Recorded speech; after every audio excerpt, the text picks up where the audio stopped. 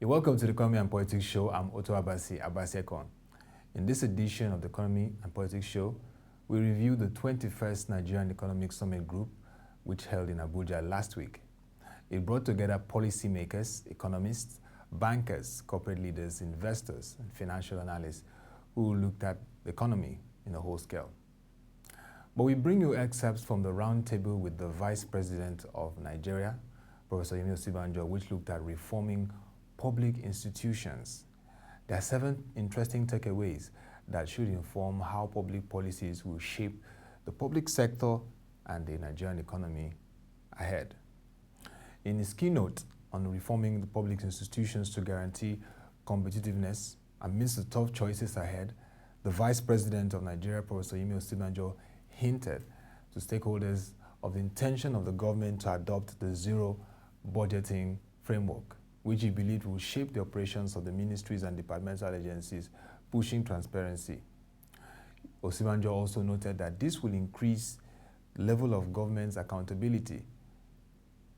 The zero-sum budget, in essence, means starting from the scratch and in the area of accounting for expenditure for any ministry to justify new allocations. And this process will definitely transform the landscape of public financing in Nigeria, indicating a no longer business as usual approach for the public sector. Now we now go to the second takeaway, which is the Georgian model. Why did we say the Georgian model? Because the former Prime Minister of Georgia, Mr. Nika Gilauri, who was the keynote speaker at the last concluded Nigerian Economic Summit Group 21st Summit, shared the story of how his country was able to transform from a static public service to a viable one. The key processes and strategies deployed include the following: restructuring that led to function-based ministries and departmental agencies, ensuring that allocation to ministries were based on clearly articulated objectives, improving the salary structure of civil servants, simplifying the processes in the civil service, introduction of performance bonus to incentivize the civil servants, and of course, strong punitive measures for corrupt practices. These are the interesting features of the Georgian model from the reforms. Now to the third key takeaway, restructuring the civil service. At the roundtable panel session with the Vice President, former Federal Minister Dr. Obiageli Ezekwesili harped on the need for top-level political commitment, sanctions, and preventive measures for corrupt practices which will guarantee transparency. In a nutshell, those are the things that will be effective for restructuring the civil service. To number 4, the need for human capacity development. Vice President Prof Yemi Osinbajo and the head of the civil service for Nigeria, Alhaji Kifasi, both affirmed that one of the key focus of the public sector reforms to come will be human capacity development. This is important because it will drive efficiency, resourcefulness, and a fully equipped civil service ready to serve the nation. For the fifth takeaway is the need to review the operator and regulator mode of some of the ministries and departmental agencies. Mr. Koinsola Ajayi, senior advocate of Nigeria and one of Nigeria's notable lawyers, was tactical in his intervention at the roundtable with the Vice President.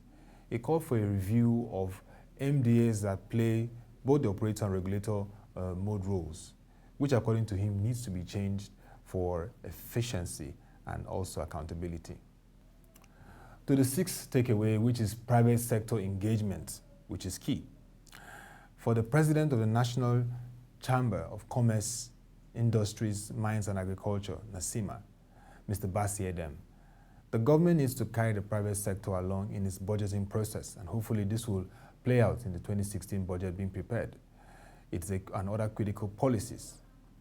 Mr. Edem said it was important also for the government to continuously carry out reforms of the public sector, which will need the input of the organized private sector to be efficient, seamless, and transformational. And to the last, which of course is even more critical than the others, the public sector, private sector partnership, PPP, is vital.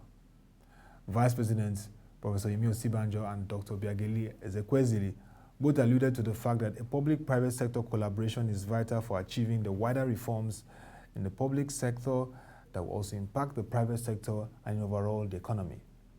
This will demand that even as the public sector is going through its required reforms, the private sector must support every policy thrust that is geared towards guaranteeing accountability and transparency. The public sector in every nation plays a key role in ensuring the policy framework of government is implemented seamlessly with a rich and incisive discourse on reforming the public institutions to achieve competitiveness. Nigeria can experience transformation with strong political will. And in the words of Mr. Nika Gilauri, former Prime Minister of Georgia, if Georgia with all its challenges could achieve transformation of its institutions through painstaking reforms, Nigeria can do same with focus and commitment. Indeed, the road to economic sustainability is not an easy path, but a resolute government ready to make tough choices will definitely get there. And that will be all for this edition of the Economy and Politics Show.